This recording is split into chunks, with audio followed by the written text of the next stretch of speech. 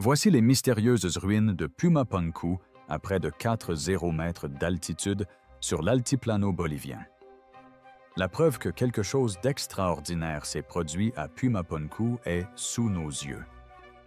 Au sommet des Andes boliviennes se trouve Pumapunku, une ruine antique, sculptée avec une telle précision que les ingénieurs modernes admettent qu'elle ne devrait pas exister. Des blocs pesant plus de 100 tonnes sont découpés selon des angles parfaits à 90 degrés.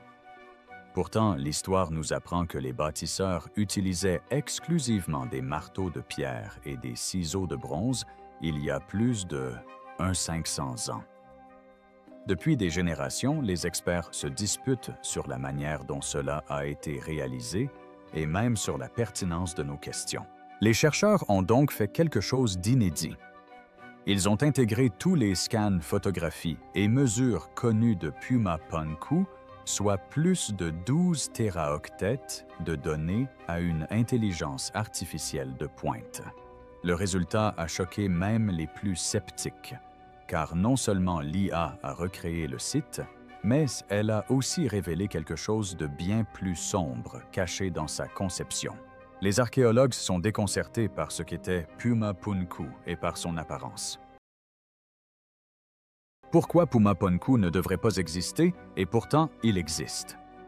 Pour comprendre pourquoi les chercheurs sont si perturbés par ce que notre reconstitution par IA vient de révéler, il faut d'abord comprendre à quel point Pumapunku était déjà déconcertant avant l'arrivée de la technologie. Situé sur l'altiplano bolivien, un plateau froid est balayé par les vents à plus de 300 mètres d'altitude.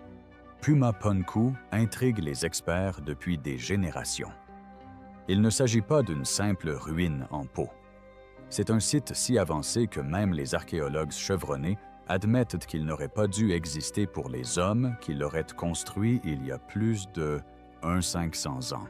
Commençons par la question la plus fondamentale, de quoi est fait ce lieu? Le complexe est principalement constitué de deux types de pierres, un grès rougeâtre plus tendre et une roche volcanique beaucoup plus résistante appelée andésite, dont la dureté est d'environ 6 sur l'échelle de Mohs. C'est juste un cran en dessous du quartz. D'après les archives historiques, la culture Tiwanaku, censée avoir construit Pumapunku, aurait disposé au mieux de marteaux de pierre et d'outils rudimentaires en bronze. Sculpter l'andésite avec ce type de technologie est non seulement difficile, mais presque absurde. Et pourtant, ils ne se sont pas contentés de la sculpter, ils l'ont façonnée. Les pierres sont massives. La plus grosse pèse environ 131 tonnes. Imaginez essayer de déplacer près de 70 berlines familiales, pleine grandeur empilées les unes sur les autres. La plupart des théories affirment que ces blocs étaient transportés sur des rouleaux en bois, mais il y a un hic, le site se situe bien au-dessus de la limite forestière, là où presque rien ne pousse.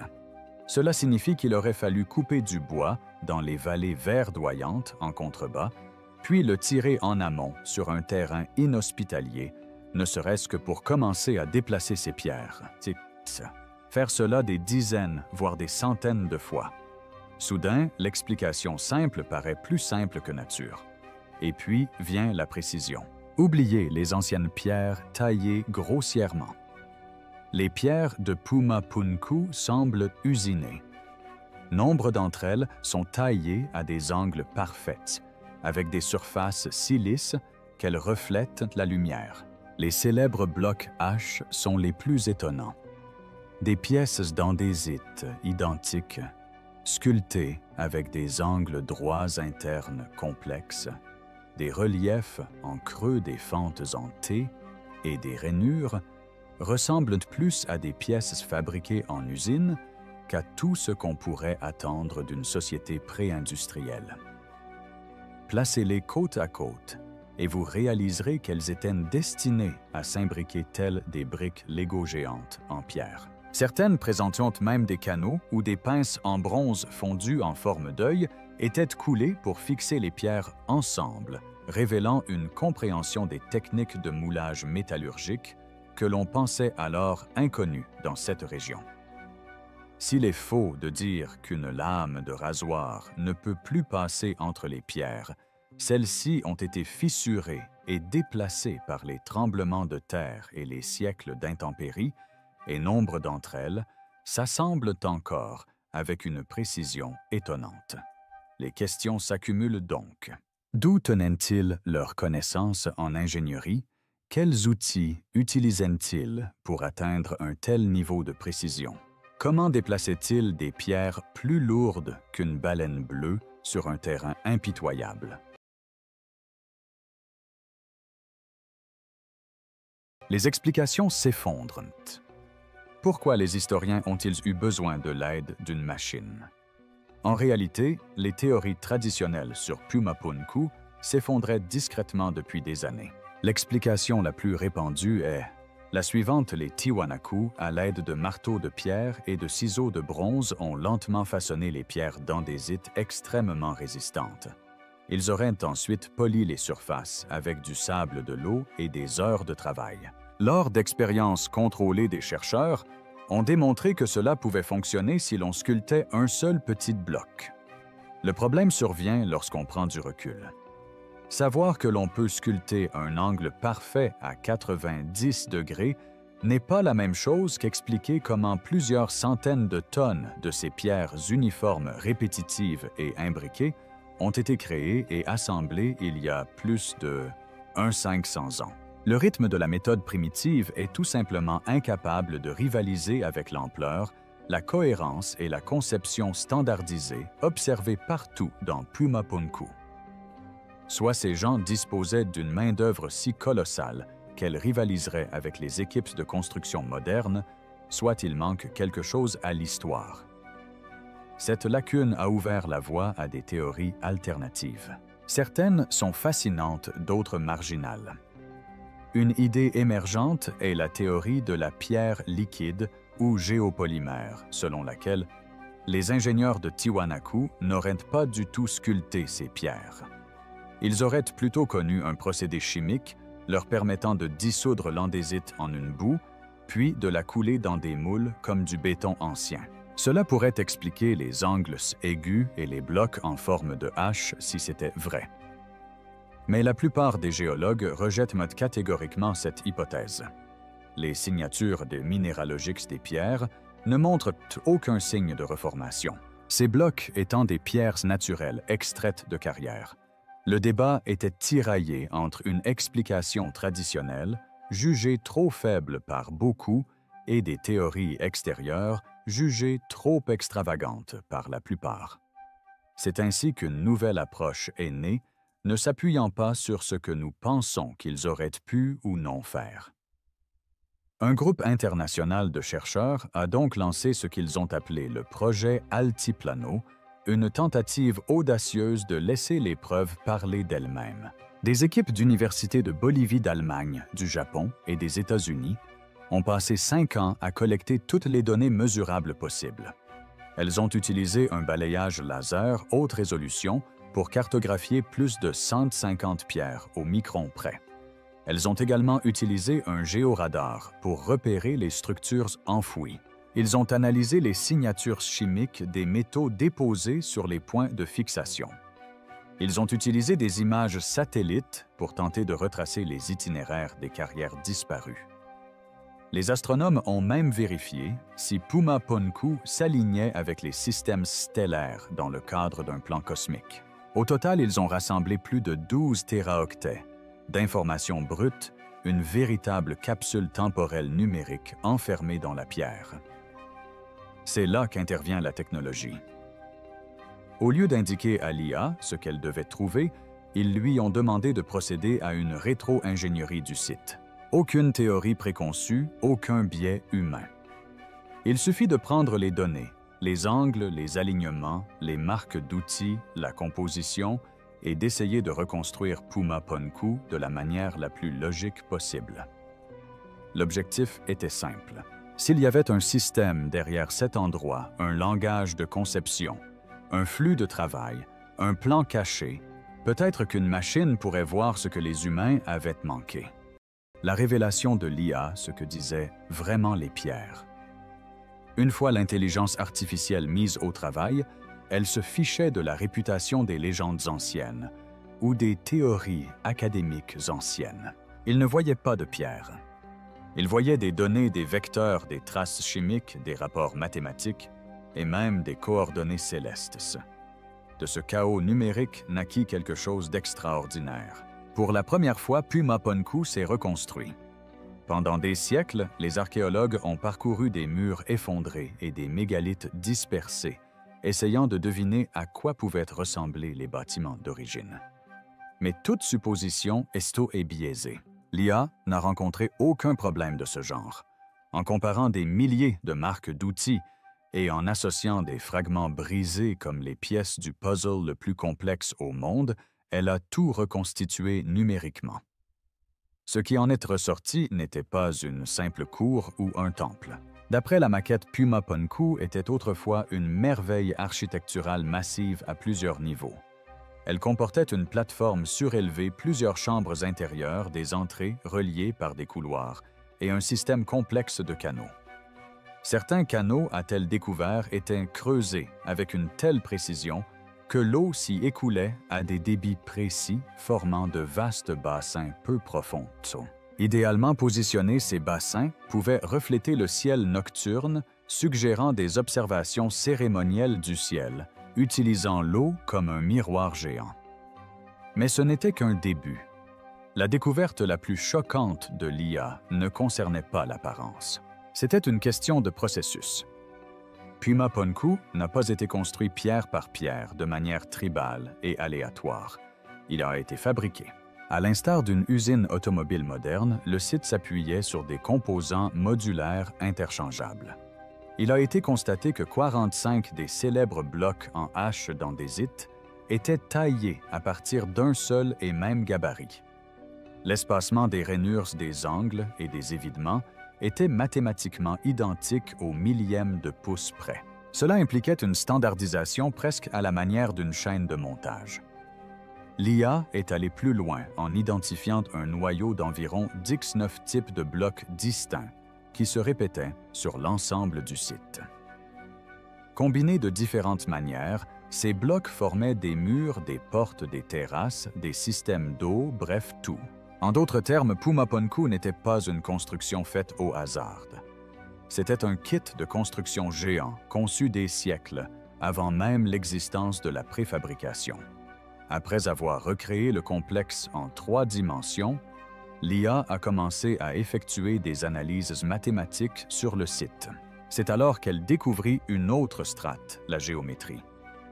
Le site révélait sans cesse des proportions très particulières, des rapports comme 1 ratio 1, 6, 8, plus connus sous le nom de nombre d'or, expression mathématique de la beauté et de l'harmonie.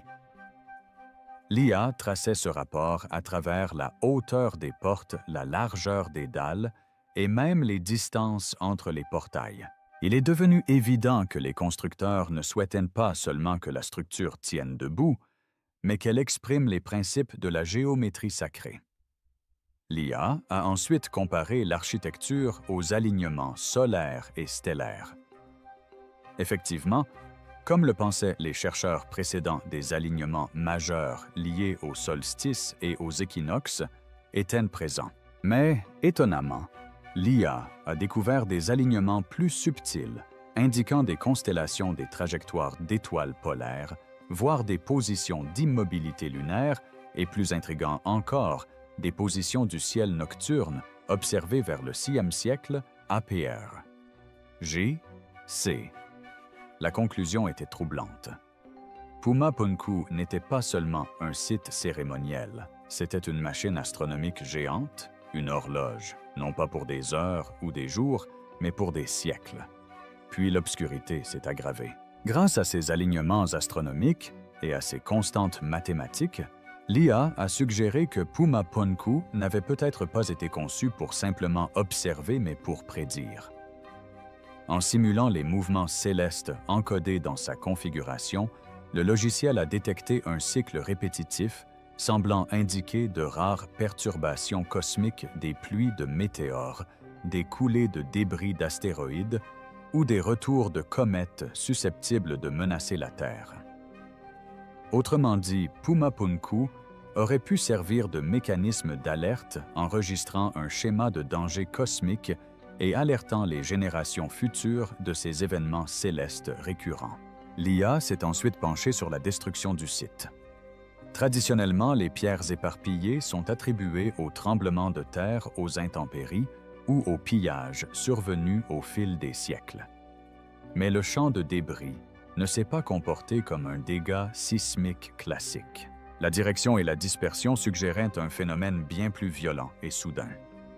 L'IA a calculé la force cinétique nécessaire pour projeter des pierres de plusieurs tonnes aux distances observées et l'a jugée compatible avec des explosions aériennes ou des inondations catastrophiques.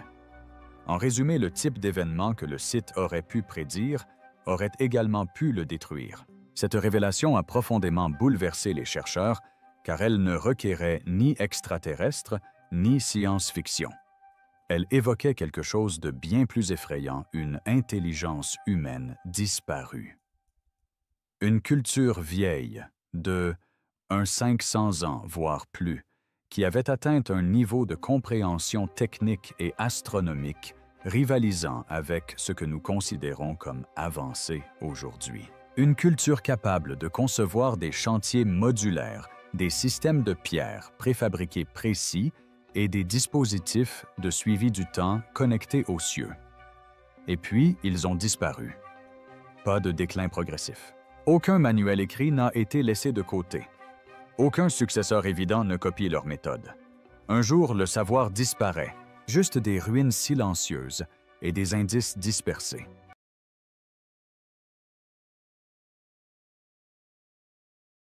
Un motif mondial de pierre impossible.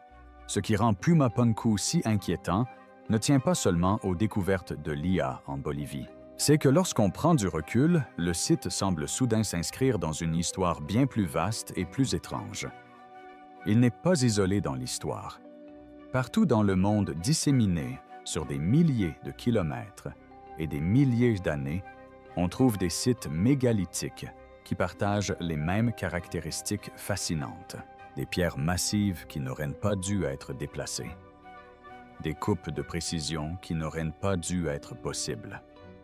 Et des alignements astronomiques qui suggèrent que ceux qui les ont construites ne se sont pas contentés d'empiler des pierres. Ils codaient le savoir dans la pierre. Prenez le Machu Picchu au Pérou, par exemple. Tout le monde le connaît comme la cité perdue dans les nuages construite par les Incas dans les hauteurs des Andes. Mais au-delà des terrasses dignes d'une carte postale, vous remarquerez quelque chose de familier. Ces murs de blocs de granit si parfaitement assemblés qu'on ne peut même pas glisser une feuille de papier entre eux. Ni mortier ni ciment. De la pierre brute assemblée avec une précision étonnante. Et voilà le Machu Picchu aurait été construit au 15e siècle, bien après Puma Punku. Mais le style de sa maçonnerie rappelle des techniques observées sur des sites bien plus anciens, comme Sacsayhuaman.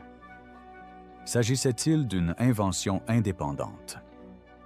Ou les Incas ont-ils hérité des techniques d'une culture antérieure oubliée? C'est le genre de questions dérangeantes que Puma Punku nous force à poser. Si vous pensez que hisser des blocs de plusieurs tonnes sur une crête montagneuse au Pérou est une folie, attendez d'entendre parler de Baalbek au Liban. Sur un plateau balayé par les vents de la vallée de la Bekaa, se trouve l'un des plus impressionnants ouvrages de l'Antiquité, l'imposant complexe de temples romains d'Héliopolis. Mais les véritables stars du spectacle sont enfouies dans ses fondations, les fameuses pierres trilithes. 3 énormes blocs de calcaire, pesant chacun plus de 800 tonnes, forment la plateforme de base. À titre de comparaison, chacun d'eux est plus lourd qu'un Boeing 747 à pleine charge. À proximité se trouve la pierre de la femme enceinte, un bloc unique qui pèse plus de 10 tonnes. Les grues modernes auraient du mal à le soulever. On raconte que les ingénieurs de l'Antiquité l'auraient découpé, façonné et transporté. Comment personne ne le sait avec certitude. Certains affirment que les Romains avaient d'ingénieuses astuces d'ingénierie. D'autres pensent que la plateforme pourrait être entièrement antérieure à Rome. Cela vous rappelle quelque chose? Un autre site qui ne correspond pas tout à fait aux critères de l'histoire. Il y a aussi Göbekli Tepe en Turquie qui réécrit toute la chronologie de la civilisation humaine, découvert dans les années 1990 et daté d'environ 1100 ans. Ce site est antérieur non seulement aux pyramides, mais aussi à l'écriture, à l'agriculture et même à la roue. Mais que voyons-nous là-bas? Des piliers de calcaire en forme de T parfaitement sculptés, dont certains pèsent jusqu'à 20 tonnes, sont disposés dans des enceintes ornées de sculptures animales détaillées. Selon les manuels scolaires, les habitants de cette époque étaient censés être de simples chasseurs-cueilleurs. Pas de ville, pas d'urbanisme avancé, pas d'architecture monumentale. Et pourtant, Göbekli Tepe prouve le contraire. Il possédait non seulement l'organisation nécessaire pour construire ces cercles, mais aussi la connaissance astronomique nécessaire pour les aligner sur les événements célestes. C'est presque comme si la connaissance était apparue bien plus tôt qu'on ne nous l'a enseignée, puis s'était perdue pour refaire surface des milliers d'années plus tard. Et bien sûr, n'oublions pas les pyramides d'Égypte. La grande pyramide de Gizeh, construite il y a plus de 400 ans, reste l'un des monuments les plus étudiés et pourtant les moins bien compris de l'histoire. Sa base est alignée presque parfaitement avec le nord géographique, avec une précision d'une fraction de degré seulement. La structure s'est construite avec plus de 2 millions de blocs de calcaire, certains pesant jusqu'à 15 tonnes chacun transportés et mis en place avec une précision qui défie les outils dont disposaient, dit-on, les constructeurs. Et c'est là que les choses deviennent étranges. La pyramide encode des constantes mathématiques comme pi et le nombre d'or, et sa disposition reproduit l'alignement de la ceinture d'Orion dans le ciel nocturne. Tout comme Puma Punku, le message semble gravé dans la pierre. Ce n'était pas un hasard. Il a été conçu avec un but précis, une connaissance approfondie et une obsession pour le cosmos. En alignant tous ces sites, le Machu Picchu, Baalbek, Göbekli et Tepe, les pyramides et Puma Punku, un schéma se dessine. Différents continents, différentes cultures, différents siècles. Mais la même maçonnerie impossible, la même obsession pour la géométrie parfaite et le même lien avec les cieux. Ces civilisations sont-elles toutes tombées sur le même savoir indépendamment? Ou s'agit-il de fragments d'un héritage bien plus vaste, un héritage mondial de sciences perdues, dispersées comme des miettes de pain à travers le temps? C'est là que Puma Punku devient encore plus effrayant, car grâce à la reconstruction par IA, nous pouvons désormais voir qu'il ne s'agissait pas de simples blocs tombés au hasard. Il s'agissait d'un système mathématique modulaire et planifié, construit avec le même niveau de réflexion que celui de la Grande Pyramide ou Göbekli Tepe. Sauf qu'ici, la précision et la préfabrication sont d'un tout autre niveau. On dirait que les constructeurs opéraient dans un état d'esprit bien plus proche de l'ingénierie moderne que de l'ancienne méthode d'essai et d'erreur. Et c'est là que réside l'intérêt. Si des sites comme le Machu Picchu et Baalbek suscitent l'étonnement Puma Punku, lèvent le voile sur le débat. Car contrairement à d'autres sites qui présentent au moins une certaine continuité culturelle, comme les Incas, les Égyptiens et les Romains Puma Punku, ne s'inscrit pas clairement dans la chronologie. Les Tiwanaku l'ont peut-être utilisé, mais tout porte à croire qu'ils ne l'ont pas construit. Alors, s'ils n'étaient pas les architectes qu'ils l'étaient, c'est la vérité dérangeante que l'IA a laissé tomber dans le giron des chercheurs. Puma Punku pourrait bien être plus qu'une simple ruine mystérieuse.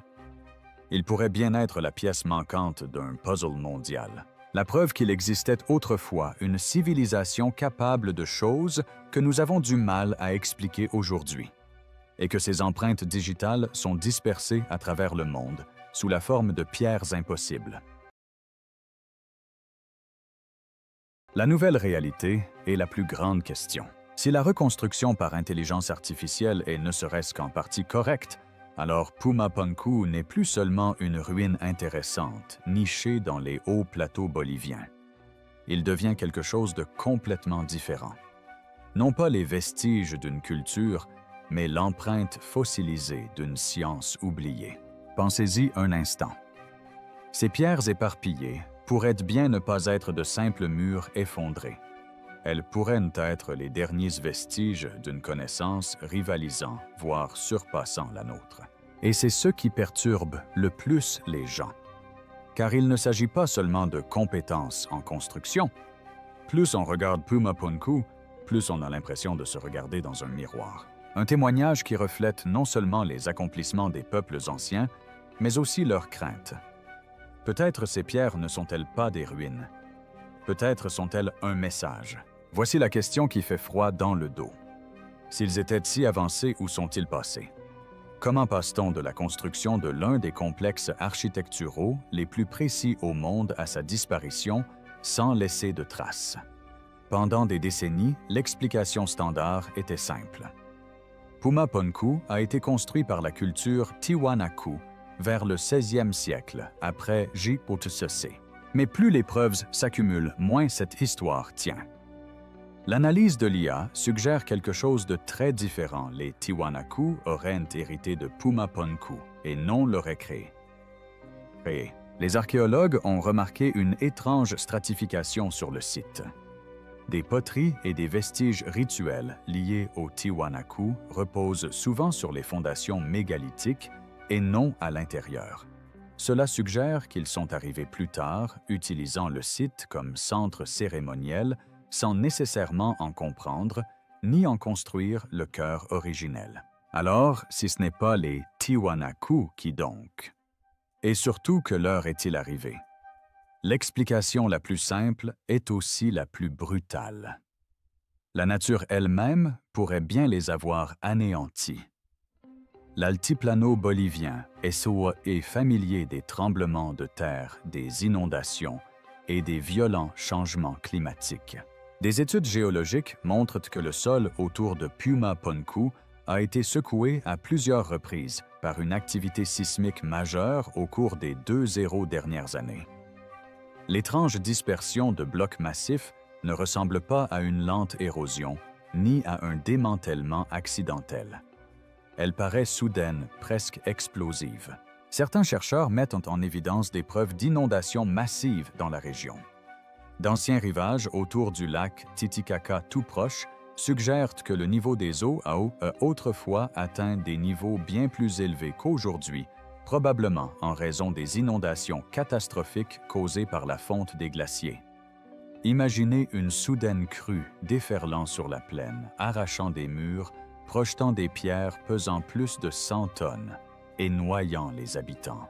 D'autres évoquent un phénomène encore plus violent, un impact cosmique, vers l'an 536 après Djipoutsessé. Des documents historiques du monde entier décrivent un mystérieux âge sombre, déclenché par un nuage de poussière planétaire. L'historien byzantin Procope a écrit « Le soleil a émis sa lumière sans éclat ». Les données des cernes des arbres montrent un refroidissement soudain compatible avec une éruption volcanique massive ou une explosion cométaire. La destruction de Pumapunku pourrait-elle coïncider avec cette même période de catastrophe? L'analyse de l'IA a même suggéré que la dispersion des blocs ressemblait à l'onde de choc d'une explosion comme le célèbre événement de Tunguska en 1908 en Sibérie, lorsqu'un astéroïde a explosé dans l'atmosphère et a rasé des milliers de kilomètres carrés de forêt. Si Pumapunku a vraiment été conçu comme un observatoire cosmique, un moyen de suivre les dangereux cycles célestes, alors voici l'idée troublante. Peut-être que la catastrophe dont ils annonçaient la nouvelle s'est finalement produite. Mais peut-être n'était-ce pas seulement une destruction brutale.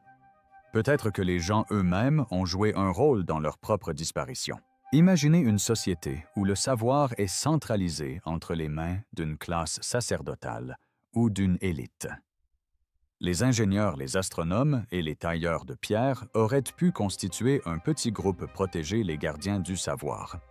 C'est logique si l'on cherche à contrôler une population ou à préserver des secrets, mais c'est aussi un jeu dangereux.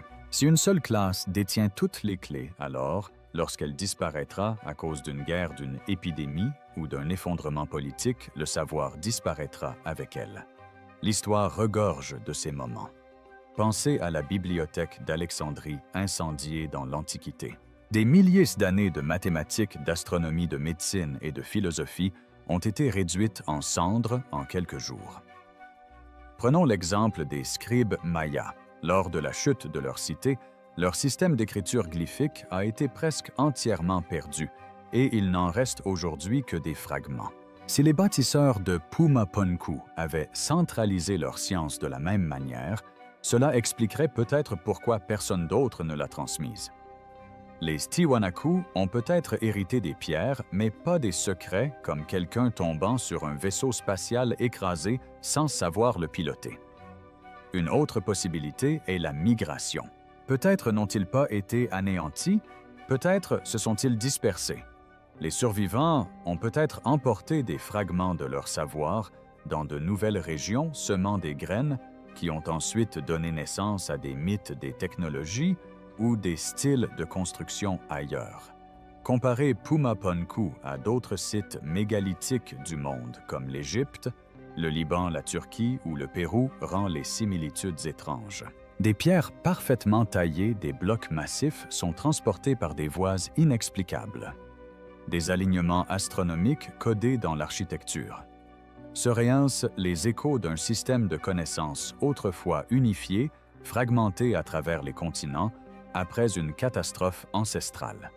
Certaines légendes andines parlent de Viracocha, une figure divine barbue apparue après un grand déluge et qui enseigna aux survivants des arts comme l'agriculture et la construction. Était-il un souvenir mythifié des derniers ingénieurs de Pumapunku?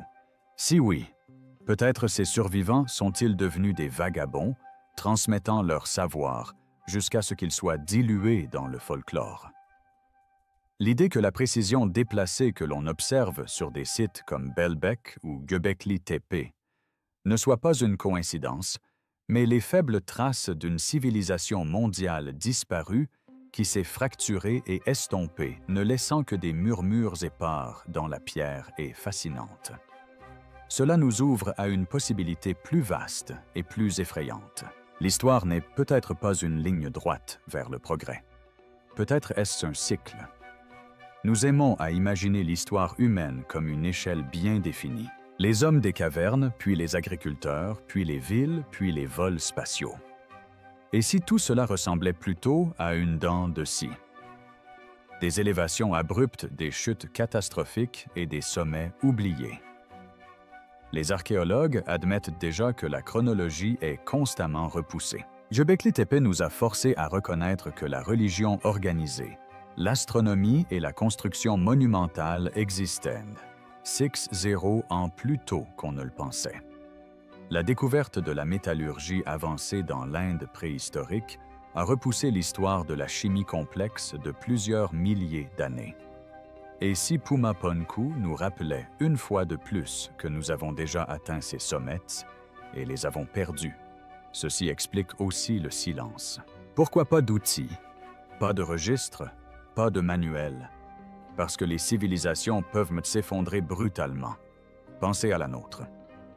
Si la société moderne s'effondrait subitement demain, sans électricité, sans Internet, sans industrie, combien de temps faudrait-il avant que les gratte-ciels s'effondrent, que les satellites tombent et que nos réalisations ne soient plus que des ruines rouillées? Dans 1000 ans, les survivants seraient-ils capables de reconstruire un moteur à réaction ou sculpteraient-ils du bois et de la pierre? Pumapunku est peut-être la preuve que ce cycle a déjà eu lieu. Et c'est là que réside le paradoxe. La reconstruction par IA résout un mystère. Oui, Pumapunku a été conçu standardisé et scientifiquement aligné. Mais, en résolvant ce mystère, un mystère encore plus profond s'ouvre. Comment une telle splendeur a-t-elle pu disparaître si complètement? Une civilisation capable d'inscrire des cycles astronomiques dans la pierre aurait dû laisser derrière elle des outils en métal, des ateliers ou au moins des écrits. Mais hormis les ruines elles-mêmes, seul le silence règne. Ce silence est assourdissant. Il nous rappelle que les civilisations sont fragiles, que le savoir peut être effacé et qu'il ne reste que des monuments énigmatiques sur lesquels les générations futures pourront s'interroger. Monument ou avertissement, c'est là que les spéculations deviennent les plus sombres. Et si Pumapunku n'était pas seulement une ruine, mais un avertissement, l'IA a trouvé des alignements qui pourraient correspondre à de longs cycles cosmiques, des cycles de retour de comètes, des éruptions solaires ou des changements climatiques catastrophiques. Si les constructeurs les surveillaient réellement, alors le site n'était peut-être pas seulement conçu pour des cérémonies, mais aussi pour la survie. Imaginez un gigantesque système d'alerte codé dans la pierre. Surveillez le ciel. Cela va se reproduire. Et voici la pensée désagréable. S'ils avaient raison, alors peut-être que leur fin n'était pas seulement tragique, mais inévitable. Et si ces cycles se répètent, qu'est-ce que cela signifie pour nous? Sommes-nous sur le chemin des forces contre lesquelles ils ont tenté de nous mettre en garde? Au final, Pumapunku fait plus que réécrire un chapitre du passé. Il ouvre un miroir sur l'avenir. Cela nous rappelle que l'intelligence ne garantit pas la survie, que même le savoir le plus extraordinaire peut disparaître du jour au lendemain si une catastrophe, la négligence ou l'arrogance l'emporte. L'histoire n'est peut-être pas une ascension constante. Il se pourrait bien qu'il s'agisse d'un cycle répétitif d'ascension, de brillance, d'effondrement et de silence. Et si c'est le cas, nous devons nous demander dans quel cycle sommes-nous actuellement? Sommes-nous en pleine ascension? Sommes-nous à notre apogée? Ou sommes-nous au bord d'une nouvelle chute? Une autre question subsiste.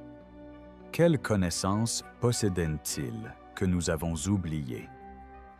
Quels avertissements sont encodés dans leur géométrie, attendant que nous les décodions? Et surtout, écouterons-nous à temps? Ou ne sommes-nous comme eux qu'un simple éclair dans l'interminable ascension et chute de l'histoire humaine? Que pensez-vous qu'il soit arrivé aux bâtisseurs de Pumapunku? Était-ce une catastrophe naturelle? Un effondrement sociétal ou quelque chose de complètement différent? Partagez vos théories dans les commentaires ci-dessous. Nous aimerions connaître votre point de vue.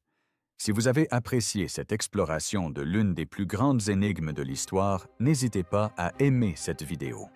Et n'oubliez pas de vous abonner pour découvrir d'autres plongées dans les mystères qui réécrivent notre passé. Merci d'avoir regardé.